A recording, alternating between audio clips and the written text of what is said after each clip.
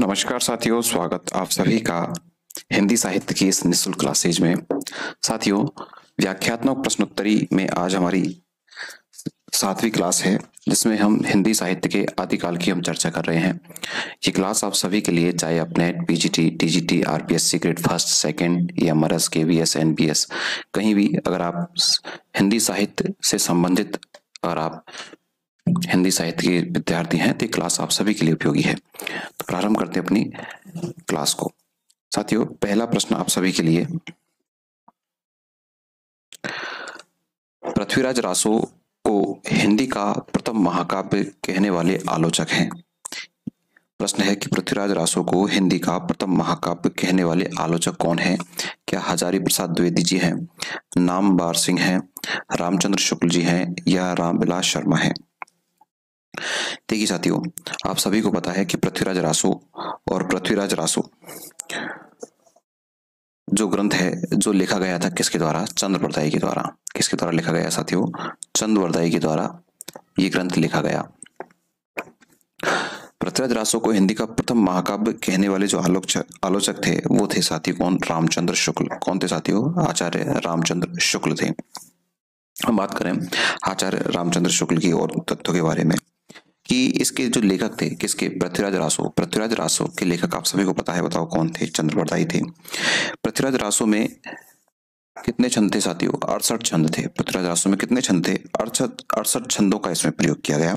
साथ में जो हजारी प्रसाद द्विवेदी जी हैं, हजारी प्रसाद द्विवेदी जी ने पृथ्वीराज रासो को, किसको? पृथ्वीराज रासो को सुख सुखी, ये महत्वपूर्ण प्रश्न है, एग्जाम में पूछा जाता है, सुख सुखी संवाद, सुख सुखी संवाद के रूप में रचित माना है। किसने? हजारी प्रसाद द्विवेदी जी ने माना है। किसको? पृथ्वीराज रासो को। जबकि प्रथम महाकाव्य जो माना वो तो किसने माना? रामचंद्र शुक्ल जी ने माना। ये भी आपको पता है कि जो पृथ्वीराज रासो है, पृथ्वीराज रासो जो चंद्र बरदाई के द्वारा लिखा गया, इस चंद्र बरदाई के पुत्र थे जिनका नाम था जल्लण। जिनका नाम क्या था? जल्लण। इस जल्लण के द्वारा इस पृथ्वीराज रासो ग्रंथ को बताओ क्या किया गया? पूर्ण किया गया। तो ये जो चीजें हैं आपको ध्यान में रखनी है। पृथ्वीराज रासो ग्रंथ किसका है? चंद्र बरदाई का। इसे पूरा किसने किया था? जल्लण ने इसको पूरा किया था। इसमें कितने छंदों का प्रयोग हुआ है? 68 छंदों का इसमें प्रयोग हुआ है। साथ में आपको ये भी रखना है कि हजारी प्रसाद द्विवेदी जी ने इसे सुख सुखी संवाद कहा। और जो पृथ्वीराज रासो है, इसको हिंदी का प्रथम महाकाव्य कहने वाले आलोचक कौन थे? आचार्य रामचंद्र शुक्ल। चलिए नेक्स्ट प्रश्न की हम चर्चा करें। अगला प्रश्न है, चंद्र बरदाई को हिंदी का प्रथम महाकवि किसने माना? चंद्र बरदाई को हिंदी का प्रथम महाकवि किसने माना? रामचंद्र शुक्ल जी ने, आचार्य हजारी प्रसाद द्विवेदी जी ने, राम कुमार वर्मा या फिर डॉक्टर नगेंद्र जी ने? किसने चंद्र बरदाई को हिंदी का प्रथम महाकवि किसने माना है?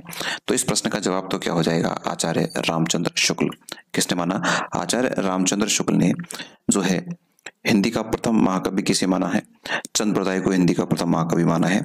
अभी हमने बात की थी जो चंद्र बरदाई है, चंद्र बरदाई के द्वारा कौन सा ग्रंथ लिखा गया? पृथ्वीराज रासो। कौन सा ग्रंथ लिखा गया? चंद्र बरदाई के द्वारा पृथ्वीराज रासो, जिसमें बताओ कितने छंदों का प्रयोग हुआ? 68 छंदों का प्रयोग हुआ। बताओ इसे पूरा किसने किया? चंद्र बरदाई के पुत्र बताओ किसने? जल्लण ने इसे क्या किया? बताओ पूरा किया। जबकि बात करूं मैं रामकुमार वर्मा की भी बात करूं, रामकुमार वर्मा ने जो प्रथम कवि माना है हिंदी का, वो किसे माना है? बताओ शंभू को माना है। किसे माना है? शंभू को हिंदी का प्रथम कवि माना है। हजारी प्रसाद द्विवेदी जी ने इस पृथ्वीराज रासो को बताओ क्या कहा? सुख सुखी संवाद कहा। सुख सुखी संवाद कहा। चलिए भाई बढ़ते हैं आगे के नेक्स्ट प्रश्न पर। प्रश्न संख्या 3, राहुल सांकृत्यायन के अनुसार चर्या गीत और दोहा कोश की रचना करने वाले पहले बौद्ध सिद्ध हैं। अच्छा प्रश्न है, प्रश्न को दोबारा पढ़ेंगे। राहुल सांकृत्यायन के अनुसार चर्या गीत और दोहा कोश की रचना करने वाले पहले बौद्ध सिद्ध कौन से हैं? तो साथियों, क्या सरहपा है, कंडपा है, डोम्बिपा है या कामोरिपा है? तो साथियों इसका सही जवाब तो आपका क्या रहेगा? ऑप्शन नंबर 1 इसका सही जवाब रहेगा। क्या बताओ? सरहपा। अर्थात राहुल सांकृत्यायन के अनुसार चर्या गीत और दोहा कोश की रचना करने वाले पहले बुद्ध सिद्ध बताओ कौन है? सरहपा है।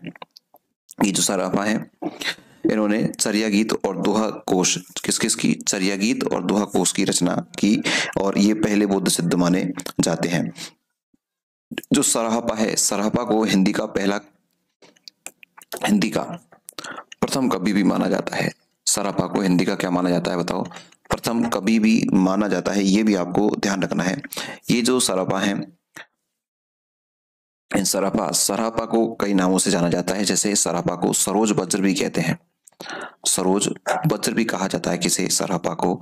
इन्हें राहुल भद्र, क्या राहुल भद्र नाम से भी इन्हें जाना जाता है। तो प्रश्न संख्या 3, राहुल सांकृत्यायन के अनुसार चर्या गीत और कौन सा दोहा कोश की रचना करने वाले पहले बौद्ध साहित्य कौन से हैं? तो बताओ कौन से हैं? सरापा।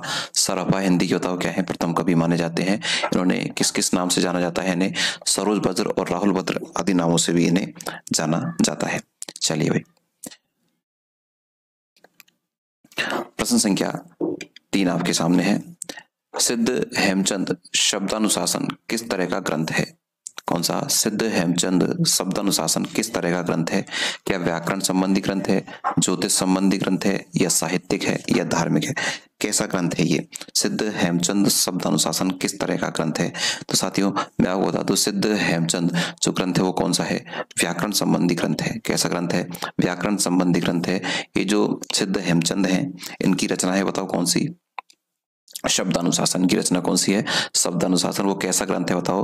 व्याकरण संबंधी ग्रंथ है। ये जो सिद्ध हेमचंद है, इनकी अन्य रचनाएं भी हैं। इनकी अन्य रचनाएं जैसे बात करूं मैं, काव्यानुशासन। काव्यानुशासन बताओ किसकी है? सिद्ध हेमचंद की। काव्यानुशासन इनकी है। इसके बाद अलावा बात करूं मैं शब्दानुशासन, ये तो प्रश्न में ही है। शब्दानुशासन बताओ किसकी रचना है? इन्हीं की रचना है। ठीक है, ये जो हेमचंद थे ये संस्कृत के प्रकांड विद्वान थे। कौन बताओ? हेमचंद संस्कृत के प्रकांड विद्वान थे। और एक नाम और आपको ध्यान रखना है, हेमचंद जो है, हेमचंद को कहा जाता है कलिका सर्वज्ञ, कलिकाल सर्वज्ञ कहा जाता है। इनके उपनाम से इन्हें जाता है कलिकाल सर्वज्ञ के उपनाम से भी जाने जाते हैं। बताओ कौन? हेमचंद। सिद्ध हेमचंद को कलिकाल सर्वज्ञ के नाम से जाना जाता है, जिन्होंने काव्यानुशासन और शब्दानुशासन जो है ग्रंथ लिखे हैं। ये जो शब्दानुशासन है कैसा ग्रंथ है बताओ? व्याकरण संबंधी इनका ग्रंथ है। चलिए भाई, आगे के प्रश्न पर हम चर्चा करते हैं। प्रश्न आपको अच्छे लग रहे हैं तो क्लास को आप लाइक जरूर कर लें। चलिए भाई, प्रश्न संख्या 15 की बात करूंगा आपसे। प्रश्न संख्या 5 की हम बात करेंगे। प्रश्न संख्या 5, निम्न में से नाथ साहित्य, कौन सा साहित्य? नाथ साहित्य की कौन सी विशेषता नहीं है? प्रश्न में ध्यान रखना है, नहीं पूछा गया है। निम्न में से कौन सी विशेषता नाथ जो साहित्य है उससे संबंधित नहीं है, प्रश्न पूछा गया है। भाई जवाब देना है। निम्न में से कौन सी रचना नाथ साहित्य से या नाथ साहित्य की विशेषता नहीं है? देखिए, पहला है रामायण तथा महाभारत से संबंधित कथाओं का साहित्य में समावेश, चित्त शुद्धि और सदाचार में आस्था, गुरु महिमा और उलटवासिया। कौन सा जो है वो नाथ साहित्य से संबंधित नहीं है, प्रश्न आपको बताना है। तो साथ ही इसका सही जवाब क्या रहेगा? ऑप्शन नंबर 1 इसका सही जवाब रहेगा। क्या? रामायण तथा महाभारत से संबंधित कथाओं का साहित्य इसके अंतर्गत समावेश नहीं किया गया है। ये जो बात की है, जैसे बात करूं मैं, इसके अंतर्गत तो नाथ साहित्य जैसे गुरु की महिमा का वर्णन किया गया है, उलटवासियों का प्रयोग किया गया है। ये नाथ साहित्य की विशेषता है। जो नाथ संप्रदाय था वो एक उत्तर पश्चिम, कहाँ का बताओ? उत्तर पश्चिम। नाथ संप्रदाय उत्तर पश्चिम भारत का एक कैसा है? एक धार्मिक जो है ग्रंथों उनका एक संग्रह मात्र माना जाता है। इनके जो आराध्य देवते वो भगवान शंकर थे, अर्थात शैव मत से संबंधित रखते थे। इन्होंने हठ योग जो साधना पद्धति है उस पर आधारित अपने जो रचना है उनकी रचनाएं की हैं। इसके जो संस्थापक माने जाते हैं नाथ साहित्य के, वो बताओ कौन माने जाते हैं? गुरु गोरखनाथ माने जाते हैं। कौन माने जाते हैं साथियों? गुरु गोरखनाथ इसके क्या माने जाते हैं? संपादक माने जाते हैं। चलिए भाई, प्रश्न संख्या 6, सहजयान के प्रवर्तक हैं। छोटा सा प्रश्न है, सहजयान के प्रवर्तक हैं। क्या सराहपा है, शबरपा है, लुईपा है, या कंडपा है? सहजयान के प्रवर्तक कौन है? देखिए, ये देखिए सहजयान का संबंध तो आपको सभी को पता है किससे है? बौद्ध धर्म से है। कौन से धर्म से है? सहजयान का संबंध है बौद्ध धर्म से। हाँ, इसका जवाब तो क्या रहेगा आपका? सराहपा इसका सही जवाब रहेगा, ऑप्शन नंबर 1। सहजयान का संबंध बताओ किससे है? बौद्ध धर्म से है। और ये जो बौद्ध धर्म है, बौद्ध धर्म को सहजयान और वज्रयान दो शाखाओं में बांटा गया। एक तो सहजयान और वज्रयान शाखा के अंतर्गत बांटा गया। ये जो ध्यान रखना है, सरापा जो सहजयान शाखा थी उसके इसमें कितने सिद्ध थे बताओ? 84 सिद्ध थे। कितने सिद्ध थे इसमें? 84 सिद्ध थे। कौन सी शाखा में? सहजियान शाखा में 84 सिद्ध थे। और ये जो सरपा था इनका समय काल था 8वीं शताब्दी। कौन सी शताब्दी साथियों? 8वीं शताब्दी था। ये जो सरपा है इनको भी मैंने आपको बताया, सरपा को सरोज वज्र या इन्हें कहा जाता है राहुल भद्र नाम से भी इन्हें जाना जाता है। सहजयान को जो सरपा है इसको सरोज भद्र और राहुल भद्र आदि नामों से भी इन्हें जाना जाता है। हिंदी साहित्य में बात करें राहुल सांकृत्यायन की बात करें तो राहुल सांकृत्यायन ने हिंदी का प्रथम कवि कहा है। क्या कहा है बताओ? हिंदी का प्रथम कवि बताओ किसे कहा है? सरपा को प्रथम कवि माना है। सरपा की जो रचना है उस रचना को भी आपको ध्यान रखना है। सरपा की रचना है, जिस महत्वपूर्ण रचना है जिसका नाम है क्या बताओ? दोहा कोश। कौन सी रचना है? दोहा कोश है। ठीक है, ये सारी चीजें आपको याद रखनी है सरपा से संबंधित। तो सहजियान जो शाखा उसके प्रवर्तक कौन है? सरपा को सरोज भद्र, राहुल भद्र माना कहा जाता है, के नाम से भी जाना जाता है। 8वीं शताब्दी इनका जो काल है, 84 सिद्धों में से ये एक सिद्ध है। ये जो सहजियान शाखा है किससे संबंधित है? बौद्ध धर्म से संबंधित है। यानी सहजियान और जो भद्रयान दो तरह की शाखा थी, जिसके सहजियान की जो प्रवर्तक है वो कौन थे बताओ? सरपा। ये सरपा को हिंदी का प्रथम कवि माना बताओ किसने? राहुल सांकृत्यायन ने। चलिए भाई, प्रश्न संख्या 7 आपके सामने है कि संदेश रासक के रचयिता हैं। एक जो रचना है जिसका नाम है संदेश रासक। रचना का नाम क्या है? संदेश रासक। इस संदेश रासक के रचनाकार कौन है ये आपको बताना है। क्या अमीर खुसरो है, अब्दुल रहमान है, लक्ष्मीधर है या फिर हेमचंद है? तो आप सभी को पता है संदेश रासक। तो बताओ किसकी रचना है? अब्दुल रहमान की रचना है। अब्दुल रहमान की रचना है कौन सी बताओ? संदेश रासक। ये जो संदेश रासक है आपको ये ध्यान रखना है कि किसकी रचना है? अब्दुल रहमान की रचना है। और ये अब्दुल रहमान है ये अपभ्रंश भाषा के समर्थ कवि हैं। कौन सी भाषा के बताओ? अपभ्रंश भाषा के कैसे कवि है? ये समर्थ कवि हैं। संदेश रासक जो है, ये जो संदेश रासक है एक तरह का क्या है साथियों? खंड काव्य है। संदेश रासक क्या है? एक तरह का खंड काव्य है, जिसमें विक्रमपुर, साथियों सारी चीजें आपको ध्यान रखनी है। जो विक्रमपुर है, विक्रमपुर की एक वियोगनी विरह कथा का वर्णन है। अर्थात इसमें किसका वर्णन है? विरह कथा का इसमें वर्णन किया गया है। ठीक है, तो आपको ध्यान रखना है संदेश रासक सीधा सीधा याद रखना है किसकी रचना है? अब्दुल रहमान की है। ये अपभ्रंश भाषा के समर्थक कवि माने जाते हैं। इसके अलावा आपको ध्यान रखना है ये संदेश रासक क्या है? खंड काव्य है। ठीक है, विक्रमपुर की एक वियोगिनी विरहिणी स्त्री के बारे में इसमें वर्णन किया गया है। प्रश्न संख्या 8 आपके सामने है स्क्रीन पर, आप देखिए। आपको अगर प्रश्न का जवाब आता है तो आप मुझे कमेंट्स बॉक्स में भी आप बता सकते हैं। विद्यापति की कौन सी रचना अभी तक संपादित होकर प्रकाशित नहीं हुई है? अर्थात उसका संपादन तो हो चुका लेकिन वो प्रकाशित नहीं हुई, ऐसी कौन सी रचना है बताओ किसकी? विद्यापति की ऐसी कौन सी रचना है जिसको संपादित होने के बावजूद प्रकाशित नहीं हुई? तो भाई अच्छा प्रश्न है और आप सभी इसके बारे में जानते हैं। हालांकि कीर्तिलता की बात करें, कीर्ति पताका की बात करें, पदावली की बात करें, ये तीनों ही रचना बताओ किसकी है? विद्यापति की है। लेकिन इससे पूछा गया ऐसी कौन सी रचना है जो प्रकाशित नहीं हुई? तो ध्यान रखना है कौन सी रचना है? कीर्ति पताका जो प्रकाशित नहीं हुई है, ध्यान रखना है। ध्यान रखना, विद्यापति को तो क्या कहा जाता है? मैथिल कोकिल। विद्यापति को क्या कहा जाता है? मैथिल कोकिल के नाम से जाना जाता है। ये आपको ध्यान रखना है। विद्यापति की रचनाएं हैं कीर्तिलता है, कीर्ति पताका है, पदावली भी इनकी महत्वपूर्ण रचना है। ये आपको ध्यान रखना है। ठीक है, चलिए भाई प्रश्न संख्या अगला है। प्रश्न संख्या 9 आपके सामने है आपकी स्क्रीन पर। साथियों अगर क्लास अच्छी लगे तो आप क्लास को सब्सक्राइब करना न भूलिए, अपने मित्रों को शेयर भी जरूर करते रहें। आत्मबोध किसकी रचना है? जालंधरनाथ, गोरखनाथ, मत्स्येंद्रनाथ या इनमें से कोई नहीं? जो आत्मबोध है किसकी रचना मानी जाती है? जालंधरनाथ की, गोरखनाथ की, मत्स्येंद्रनाथ की, किसकी रचना है? तो इसका सही जवाब तो क्या है? ये किसकी रचना है? आत्मबोध गोरखनाथ की है। किसकी है? गोरखनाथ की रचना है। बताओ कौन सी? आत्मबोध।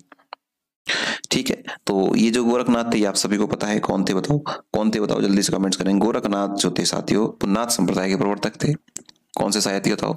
नाथ साहित्य के क्या थे? ये प्रवर्तक थे। कौन? गुरु गोरखनाथ नाथ संप्रदाय के क्या थे? प्रवर्तक। इनके अलावा गोरखनाथ की बात करें तो गोरखनाथ ने भी स्वयं ने कई सारी रचनाएं लिखी हैं, जिसमें मैं कुछ महत्वपूर्ण रचनाओं के बारे में बताऊं। जैसे बात करिए इन्होंने गुरु महिमा। कौन सी महिमा? गुरु महिमा किसकी है? गोरखनाथ जी की है। इंद्रिय निग्रह, कौन सी निग्रह?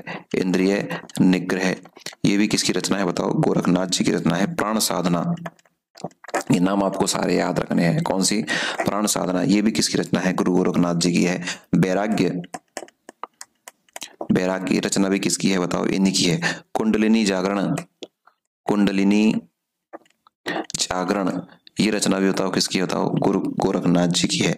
ऐसी कुछ महत्वपूर्ण रचनाएं हैं, आपको ये ध्यान रखनी है। चलिए भाई, तो आत्मबोध किसकी रचना है? गुरु गोरखनाथ जी की रचना है। प्रश्न संख्या 10, प्रश्न संख्या 10 में क्या जवाब रहता है आपका? माधव हम परिणाम निराशा, यह काव्य पंक्ति किस कवि की है? माधव हम परिणाम निराशा, यह काव्य पंक्ति किस कवि की है? क्या सुंदरदास की है, विद्यापति की है, सूरदास जी की है, या रसखान की है? तो साथियों सभी को पता है रचना तो किसकी, ये पंक्ति तो किसकी है बताओ? विद्यापति जी की है। किसकी है? विद्यापति। माधव हम परिणाम निराशा, ये जो काव्य पंक्ति है आदिकालीन कवि किसकी है बताओ? विद्यापति की है। आपको ध्यान रखना है, विद्यापति बताओ कहाँ के थे? बिहार के थे। कहाँ के थे बताओ? बिहार। ये प्रश्न पूछा हुआ है। बिहार, बिहार में भी एक जिला था जिसका नाम था दरभंगा।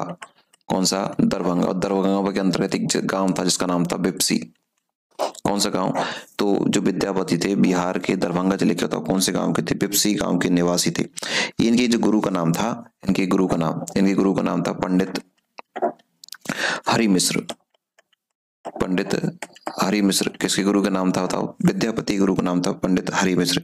इनके द्वारा जो रचित ग्रंथ है वो आप सभी को पता है, मैं आपको बार बार पढ़ रहा हूँ। एक तो आपका महत्वपूर्ण ग्रंथ है, बताओ कौन सा? कीर्ति लता। कौन सा है बताओ? कीर्ति लता।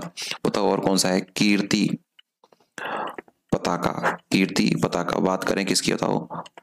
पदावली। पदावली बताओ किसकी है? इन्हीं की रचना है। ध्यान रखना है ये आपको। ये जो दोनों ग्रंथ हैं कीर्ति लता और कीर्ति पताका, ये कौन सी भाषा में है? अवहट्ट भाषा में। साथ ही कौन सी भाषा में है? अवहट्ट। बात करें मैथिली, जो पदावली है ये कौन सी भाषा की है? मैथिली भाषा की है। कौन सी भाषा की है? मैथिली भाषा की है। ठीक है। बच्चन सिंह ने, कौन से सिंह ने बताओ? बच्चन सिंह। बच्चन सिंह ने इनका एक उपनाम दिया और इन्हें कहा गया, बताओ कौन सा कवि? जातीय कवि। बच्चन सिंह ने किस नाम से जाने पुकारते थे? जातीय कवि नाम से बच्चन सिंह ने इनको बुलाया है। तो आपको सारी चीजें ध्यान रखनी है। विद्यापति से संबंधित महत्वपूर्ण प्रश्न है, महत्वपूर्ण व्याख्या है, आप सभी देखते रहें। चलिए भाई, प्रश्न संख्या 11, प्रश्न संख्या 11 आपके सामने है। बुद्धगान ओ दोहा, बुद्धगान ओ दोहा का संपादन किसने किया था? प्रश्न है, बुद्धगान ओ दोहा का संपादन किसने किया? क्या राहुल सांकृत्यायन ने किया, सूर्यकांत शास्त्री ने किया, प्रबोध चंद्र बागची ने किया, या फिर हरप्रसाद शास्त्री के द्वारा किया गया? तो ध्यान रखना है, सही जवाब तो इसका क्या है? हरप्रसाद शास्त्री। बुद्धगान ओ दोहा का संपादन किसने किया था? हरप्रसाद शास्त्री। तो ध्यान रखना है आपको। बात करें प्रबोध चंद्र बागची, प्रबोध चंद्र बागची, तो ध्यान रखना है प्रबोध चंद्र बागची ने किसका? दोहा कोश का। किसका? दोहा कोश। ये भी आपको कमेंट्स करके बताना है दोहा कोश किसकी रचना है, अभी मैं आपको बता चुका। बात करें वहीं राहुल सांकृत्यायन की, तो राहुल सांकृत्यायन बताओ इनका संपादित ग्रंथ बताओ कौन सा है? हिंदी काव्य धारा। कौन सा? हिंदी काव्य धारा किसका संपादित ग्रंथ है? राहुल सांकृत्यायन का संपादित ग्रंथ है। ये भी आपको ध्यान रखना है। राहुल सांकृत्यायन का हिंदी काव्य धारा, प्रबोध चंद्र बागची का बताओ कौन सा है? दोहा कोश, और हरप्रसाद शास्त्री का बताओ कौन सा है? बुद्धगान ओ दोहा। क्लास लेते समय आप अपने साथ नोटबुक जरूर रखें ताकि आपको महत्वपूर्ण चीज नोट करते रहें। सिद्ध कवियों द्वारा प्रयुक्त भाषा को कहा जाता है, सिद्ध कवियों द्वारा प्रयुक्त भाषा को कहा जाता है कौन सी भाषा? तो बताओ कौन सी भाषा? संध्या भाषा। सीधा सा प्रश्न, सभी जानते होंगे। सिद्ध कवियों के द्वारा प्रयुक्त भाषा को कौन सी भाषा कहा जाता है? संध्या भाषा कहा जाता है। तो आपको सभी को पता है बौद्ध धर्म की दो शाखाएं थी, एक तो वज्रयान और एक कौन सी बताओ? सहजयान। ठीक है। और इसके जो कवि सिद्ध कवि और इन्होंने बताओ संध्या भाषा शैली का प्रयोग अपनी रचनाओं में किया था। आपको सभी को ये ध्यान रखना है। प्रश्न संख्या 13 का जवाब आपको देना है। निम्न में से किस रासो काव्य का मूल वर्ण विषय वीर रस ने होकर श्रृंगार रस है? इंपोर्टेंट है, कई बार एग्जाम में प्रश्न पूछा गया है इससे। निम्नलिखित में से किस रासो काव्य का मूल वर्ण विषय वीर रस ने होकर श्रृंगार रस है? सही जवाब तो आप सभी को पता है, बताओ कौन सा? बीसलदेव रासो। बीसलदेव रासो जो है उसका मूल जो रस है वो वीर रस ने होकर, बताओ कौन सा रस है? श्रृंगार रस है। ध्यान रखना है। बीसलदेव रासो पता है रचना किसकी है? नरपति नालय की। किसकी रचना है बताओ? नरपति। कौन सा पति है भाई? नरपति। नरपति नाले की रचनाएं बताओ कौन सी? बीसलदेव रासो। कैसा काव्य है ये? मुक्तक। मुक्तक गेय काव्य, गीति काव्य है ये। मुक्तक गेय काव्य बताओ कौन सा? बीसलदेव रासो। कैसी रचना है बताओ बीसलदेव रासो? श्रृंगारिक रचना है। कैसी रचना है? ये श्रृंगारिक रचना है। कौन सी रचना बताओ? बीसलदेव रासो। बताओ इसमें किसका वर्णन, किसके श्रृंगार का वर्णन किया गया है? जो भोज परमार थे उनकी पुत्री थी, पुत्री का नाम था राजमती। पुत्री का नाम था क्या? राजमती। एवं बीसलदेव तृतीय, बीसलदेव तृतीय जो नायक था, और ये बताओ राजमती क्या थी? नायिका थी। तो इनकी जो है उसका विवाह का, वियोग का सारा इसमें वर्णन किया गया है। श्रृंगार रस प्रधान ये रचना है, मुख्य रूप से आपको ये ध्यान रखना है।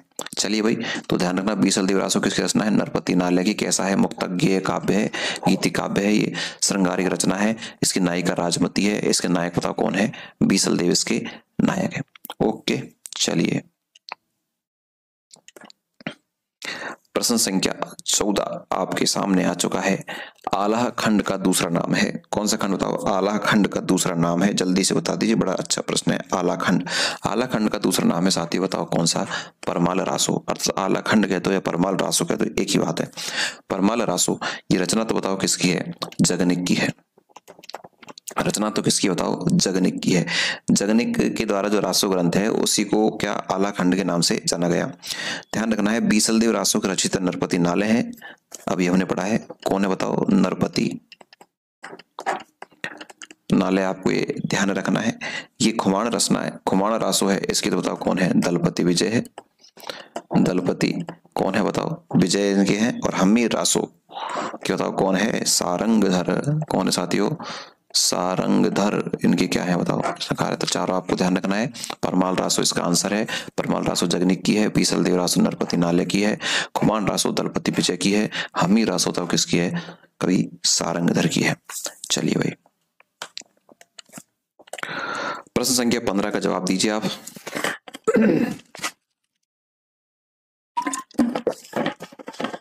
परमाल रासो काव्य कृति के कवि का नाम है। भाई कितनी बार बताएं, बार बार प्रश्न आ रहा है। अब जवाब तो आप भी दे दीजिए कमेंट्स बॉक्स में जल्दी से। परमाल रासो काव्य कृति के कवि का नाम है। परमाल रासो काव्य कृति के, अब इससे पहले की प्रश्न की व्याख्या दी है तो इसका जवाब आपको देना है, और इसका जवाब मैं नहीं दूंगा, आपको नीचे देना है। बताओ कहां पर? कमेंट्स में। तो जल्दी से जवाब चाहिए मुझे। प्रश्न संख्या लगाकर 15वें प्रश्न का जवाब आपको ही खुद को देना है कमेंट्स बॉक्स में। परमाल रासो काव्य कृति के कवि का नाम क्या है? क्या नरल सिंह भट्ट है, जगनिक है, हेमचंद है, सारंगधर है? प्रश्न आपके लिए। चलिए भाई, प्रश्न संख्या 16। हालात एक कन्हैया किसकी रचना है? पूछा हुआ प्रश्न है। हालात एक कन्हैया किसकी रचना है? पूरन भगत, विद्यापति, अमीर खुसरो या कोई नहीं? पूरन भगत है, विद्यापति है, अमीर खुसरो है, इनमें से कोई नहीं। तो ध्यान रखना है, महत्वपूर्ण रचना है हालात एक कन्हैया किसकी रचना है? अमीर खुसरो की रचना है। भाई साथियों किसकी रचना है? अमीर खुसरो की रचना है हालात एक कन्हैया। ध्यान रखना है, ये अमीर खुसरो कौन से जिले के थे? एटा। एटा कहां पर पड़ता है बताओ? उत्तर प्रदेश। कौन से प्रदेश में? उत्तर प्रदेश में। इनका जन्म ध्यान रखना है 1255 ईस्वी में हुआ था साथियों। कौन सी ईस्वी में? 1255 ईस्वी में हुआ था। ये आपको ध्यान रखना है। अमीर खुसरो को हिंदी खड़ी बोली, कौन सी बोली? हिंदी खड़ी बोली का प्रथम कवि माना जाता है। हिंदी खड़ी बोली का कौन सा कवि माना जाता है? प्रथम कवि माना जाता है। इनकी महत्वपूर्ण रचनाएं आपको ध्यान रखनी है। जैसे महत्वपूर्ण रचना में इसकी है खालिक बारी। खालिक बारी इनकी महत्वपूर्ण रचना है। इनकी महत्वपूर्ण रचना है दो सुखने। दो सुखने इनकी महत्वपूर्ण रचना है, आपको ध्यान रखना है। खुसरो की पहेलियां, खुसरो की पहेलियां इनकी महत्वपूर्ण रचना है। पहेलियां हैं, मुकरियां हैं, इनकी क्या है बताओ? महत्वपूर्ण रचना है। गजल भी है, गजल भी इनकी महत्वपूर्ण रचना है। तो ध्यान रखना है, अमीर खुसरो का जन्म यूपी के एटा जिले में हुआ, 1255 ईस्वी हुआ। खड़ी बोली के प्रथम कवि माने जाते हैं। इनकी महत्वपूर्ण रचना में खालिक वारी है, दो सुपने हैं, पहेलियां हैं, मुकरियां हैं, गजल आदि इनकी महत्वपूर्ण रचनाएं हैं। ये आपको ध्यान रखना है। चलिए भाई आगे, प्रश्न संख्या 16 का जवाब हो जाएगा आपका अमीर खुसरो।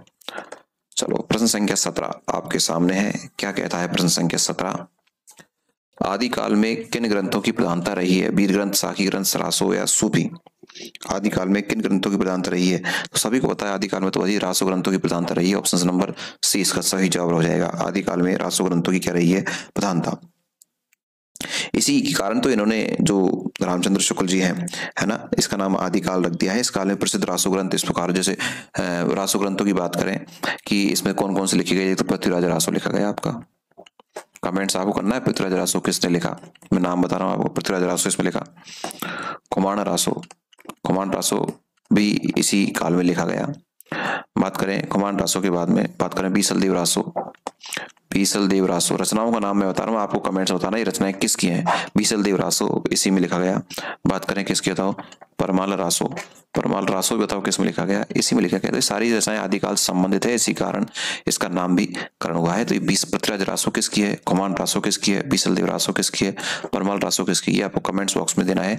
प्रश्न संख्या 17 लिखकर उस जवाब आपको देना है। चलिए भाई,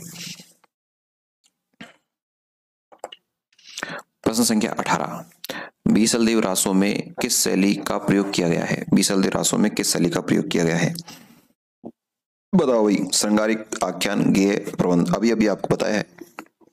बीसल देव रासो, बीसल देव रासो बताओ किसके द्वारा लिखी गई थी, नरपति, कौन सा पति बताओ, नरपति नाल है, नरपति नारायण बीसल देव रासो की रचना की। बताओ कब, संवत 1212 में की, कब की, 1212 में की।